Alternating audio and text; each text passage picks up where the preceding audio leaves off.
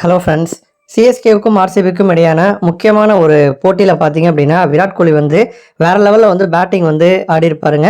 அதுலேயும் வந்து கோலி அடித்த ஒரு ஷாட்டை பார்த்துட்டு தலை தோனி வந்து அதிர்ச்சி ஆகி அவரே வந்து ஷாக்காக வந்து பார்த்துருப்பாரு. ஜென்ரலாகவே தோனியை பொறுத்த வரைக்கும் அவருடைய எமோஷனை வந்து வெளியில் வந்து காமிக்க மாட்டார். எதிரணி பேட்டர்ஸ் வந்து 4-6 அடித்தா கூட இவர் வந்து காமாக தான் வந்து இருப்பார், பெருசாக கண்டுக்க மாட்டார். ஆனால் வந்து கோலி அடித்த ஷாட் வந்து அந்த மாதிரி இருந்திருக்கும். துஷார் தேஷ்பாண்டே ஓவரில் பார்த்தீங்க அப்படின்னா 2 சிக்ஸர்களை வந்து விராட் கோலி வந்து பறக்க விட்டுருப்பார். ரெண்டுமே வந்து செம்ம ஸ்டைலிஷாக வந்து அடிச்சிருப்பாரு. அதுவும் வந்து விராட் கோலியினுடைய ஹோம் கிரவுண்டான ஆர்சிபியில் அடித்ததுனால ஃபேன்ஸ் வந்து செம உற்சாகம் அடைஞ்சிருப்பாங்க.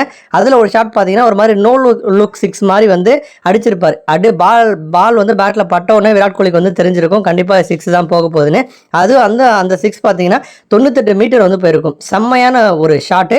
அந்த ஷாட்டை தான் வந்து தலை தோனியை பார்த்தீங்கன்னா கீப்பிங்கில் நின்றுக்கிட்டு ரொம்ப அதிர்ச்சியாக பார்த்தீங்க அப்படின்னா அந்த ஷாட்டை வந்து பார்த்துருப்பார். ஸோ அந்தளவுக்கு தலை தோனியே வந்து ஷாக் ஆகிற அளவுக்கு பயங்கரமான ஒரு ஷாட்டை பார்த்தீங்கன்னா விராட் கோலி வந்து ஆடி இருப்பார்.